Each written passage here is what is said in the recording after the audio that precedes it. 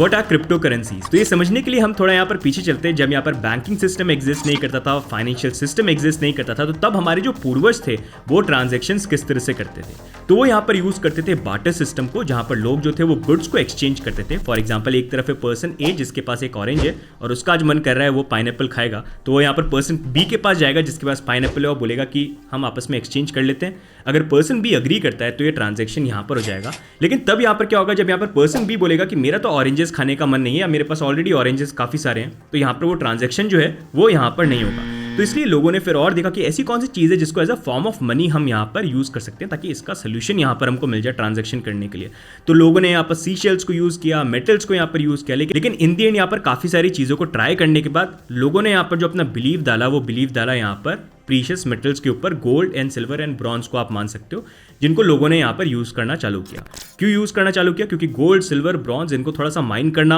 आसान नहीं था। ऐसा नहीं था कि ईजिली कहीं पर आपको मिल जाएगा, तो उसको माइन करना मुश्किल था। प्लस इन प्रीशियस मेटल्स की जो सप्लाई है वो अर्थ के ऊपर लिमिटेड है, तो इसलिए वो और ज़्यादा प्रीशियस यहाँ पर बन जाते हैं। तो लोगों ने as a form of money फिर गोल्ड, सिल्वर, ब्रॉन्ज इन चीज़ों को यहाँ पर यूज़ करना स्टार्ट किया। अब उसके बाद यहाँ पर जब कंट्रीज और इवॉल्व हुई और यहाँ पर बैंकिंग सिस्टम और फाइनेंशियल सिस्टम का इंट्रोडक्शन हुआ, तो उन्होंने यहाँ पर ये बोला कि अभी जो आप अपना फेथ जो है यहाँ पर प्रीशियस मेटल्स के ऊपर डालते हो, अब जो फेथ है हमारे सेंट्रल बैंक्स के ऊपर डालो, जहाँ पर हम आपको बैंक नोट्स इशू करेंगे एंड वील मेक श्योर कि आपकी जो करेंसी है वो प्रॉपर तरीके से यहाँ पर मेंटेन हो और उसको हम डीवैल्यू यहाँ पर नहीं होने देंगे। तो आपका जो फेथ है प्रीशियस मेटल्स है वो हमारे ऊपर यहाँ पर डालो। फिर लोगों ने अपना फेथ जो है यहाँ पर सेंट्रल बैंक्स के ऊपर और उनके बैंक नोट्स के ऊपर डालना चालू किया और उनको फिर यूज़ करना यहाँ पर चालू किया। फिर जैसे जैसे यहाँ पर टेक्नोलॉजी इवॉल्व हुई, फिर यहाँ पर डिजिटल पेमेंट्स जो है उनको इंट्रोडक्शन हो गया, जहाँ पर लोगों ने बैंक नोट्स को यूज़ करना यहाँ पर कम किया, ऑनलाइन ट्रांजेक्शन्स करने चालू किए, जहाँ पर हमको UPI, debit card, credit card, bank transfers, IMPS, इन सब का इंट्रोडक्शन देखने को मिला। लेकिन वहाँ पर प्रॉब्लम ये थी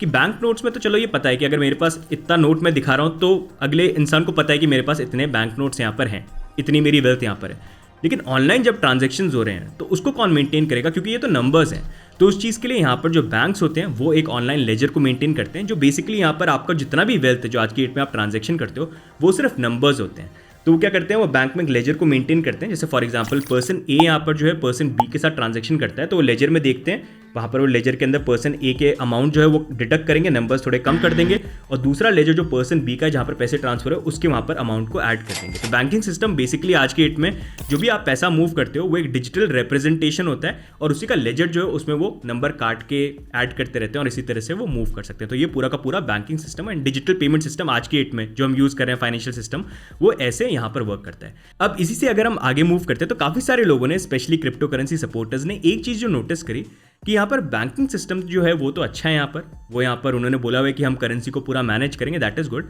लेकिन एक फ्लॉ जो यहाँ पर है वो ये है कि इनिशियली जब उन्होंने ये बोला था कि यहाँ पर जो आपका फेथ है जो आप प्रीशियस मेटल्स में रखते हो, क्योंकि आपको पता है कि उसकी लिमिटेड सप्लाई है, वो डीवैल्यू नहीं होगी, over a period of time value रखेगी वो परचेजिंग पावर, तो यहाँ पर आप करेंसी के अंदर इन्वेस्ट करो और वील मेक श्योर कि यहाँ पर जो करेंसी है वो डीवैल्यू नहीं हो। तो ओवरऑल अगर आप देखोगे वो जो ट्रस्ट था कहीं ना कहीं सेंट्रल बैंक्स ने ब्रेक किया, जहाँ पर डीवैल्यूएशन विद टाइम यहाँ पर बढ़ती गई है, जहाँ पर जब भी रिक्वायरमेंट होती है एट टाइम्स कंट्री के अंदर उनको जो मनी होता है अगर प्रिंट करना होता है वो प्रिंट करते रहते हैं। इसलिए अगर आप किसी भी कंट्री की, अगर आप उनकी करेंसी की सर्कुलेटिंग सप्लाई देखोगे तो विद टाइम उनका चार्ट हमेशा आपको ऊपर जाता हुआ देखने को मिलेगा। इसी कारण से हम बोलते हैं ना महंगाई क्यों बढ़ गई है, क्योंकि वो सर्कुलेशन जो है वो बढ़ रहा है, जो गोल्ड और सिल्वर में पॉसिबल नहीं है क्योंकि उसकी लिमिटेड सप्लाई है। इसी कारण से 10 रुपये की जो वैल्यू 1980s में थी आज की डेट में वो कुछ भी नहीं है। आज की डेट में 500 रुपये की जो वैल्यू आने वाले 5-10 साल में यहाँ पर कुछ नहीं होगा। इसलिए हमारे बुजुर्ग जो हैं वो भी ये बोलते हैं कि गोल्ड और सिल्वर जो है उसको थोड़ा बेटा सेव करके रखो, क्योंकि उसकी लिमिटेड सप्लाई है और वो over a period of time purchasing power जो है उसको रिटेन करती है, जो करेंसी में एक तरह से यहाँ पर डीवैल्यू होती है। तो आप अगर आपने कोई पैसा सेव किया है तो डीवैल्यू हो रहा है। तो उसी चीज़ को लेकर क्रिप्टो करेंसी सपोर्टर्स जो है उन्होंने देखा कि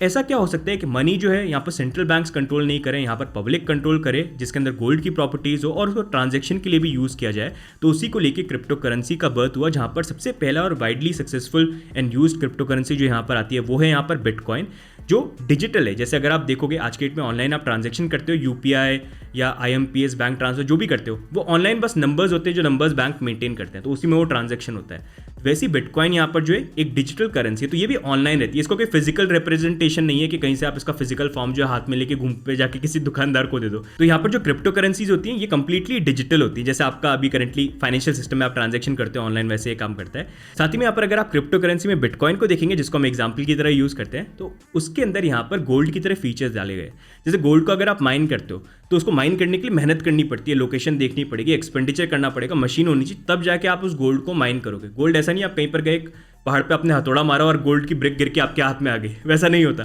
तो वैसे यहाँ पर बिटकॉइन को भी अगर आप देखोगे गोल्ड की तरह ये लिमिटेड है यहाँ पर, जिसमें 21 मिलियन की सप्लाई है। एंड इसको भी अगर आपको माइन करना है तो उसके लिए भी आपको मेहनत करनी पड़ती है, जहाँ पर आपको कंप्यूटर और माइनिंग सेटअप आपको लगाना पड़ता है, इलेक्ट्रिसिटी कॉस्ट, मेंटेनेंस कॉस्ट, ये सारी चीज़ें लगती हैं, तब जाके आप यहाँ पर बिटकॉइन को जो है वो माइन कर सकते हो। अब यहाँ पर सबसे बड़ा क्वेश्चन ये आता है कि अगर आप एग्जिस्टिंग फाइनेंशियल सिस्टम में डिजिटल ट्रांजेक्शन जो भी देखोगे उसका लेजर कीपिंग, बुक कीपिंग जो है यहाँ पर बैंक्स करते हैं, लेकिन अगर बिटकॉइन एक crypto currency, public crypto currency है, तो इसका लेजर कौन मेंटेन करेगा यहाँ पर, और उसको हम यहाँ पर ट्रस्ट कैसे करें? तो यहाँ पर बिटकॉइन या किसी भी क्रिप्टो करेंसी का लेजर जो होता है उसके लिए टेक्नोलॉजी को यूज़ किया जाता है, वो है ब्लॉकचेन टेक्नोलॉजी या डिस्ट्रीब्यूटेड लेजर टेक्नोलॉजी, जहाँ पर बहुत सारे माइनर्स होते हैं जो इस नेटवर्क को सपोर्ट करते हैं। कैसे सपोर्ट करते हैं? वो अपने कंप्यूटर्स को रन करते हैं, उसमें सॉफ्टवेयर को डाउनलोड करते हैं, और वो यहाँ पर एक तरह से कंप्यूटिंग पावर प्रोवाइड करते हैं जो इस पूरे नेटवर्क को यहाँ पर रन करता है। और ये जितनी भी लेजर है, ये सारी की सारी लेजर उन्हीं कंप्यूटर्स पर जाके हर जगह जाके स्टोर होती है। जब भी यहाँ पर कोई ट्रांजेक्शन होता है या फिर एक ब्लॉक माइन होता है तो उसकी ट्रांजेक्शन हर एक कंप्यूटर पर जाके यहाँ पर नोट डाउन होते हैं। अब क्वेश्चन ये आता है कि हर एक कंप्यूटर पे नोट डाउन होते हैं, तो कोई यहाँ पर बदमाशी भी तो कर सकता है, लेजर में अगर चेंज कर दे तो ये कैसे पता चलेगा कि सारे लेजर जो है उसमें एंट्रीज यहाँ पर सही है? तो यहाँ पर होता ये है कि 10 मिनट्स के अंदर यहाँ पर एक नया ब्लॉक जनरेट होता है, तो जहाँ पर ट्रांजेक्शन होते हैं, तो जब भी ये नया ब्लॉक माइन होता है तो हर कंप्यूटर में चेक किया जाता है कि सारे के सारे जो उसमें ट्रांजेक्शन्स हैं वो इन लाइन है कि नहीं। अगर वहाँ पर कहीं पर ये आइडेंटिफाई होता है कि किसी एक कंप्यूटर के अंदर लेजर में किसी ने गड़बड़ करी है और वहाँ पर ट्रांजेक्शन डिफरेंट है, तो फ्लैग हो जाएगा। तो ऐसे हज़ारों कंप्यूटर होते हैं जो आपस में मैच करते रहते हैं एवरी 5-10 मिनट्स के अंदर, एंड ये देख लेते हैं कि उसमें से लेजर जो है वो मैच कर रही है कि नहीं कर रही है। तो इसमें कल को अगर कोई गड़बड़ करने की कोशिश करेगा तो यहाँ पर बाकी कंप्यूटर्स में जो लेजर है वो फटाफट बता देगी कि मैच नहीं कर रहा है, इसको नेटवर्क से बाहर यहाँ पर आप निकालो।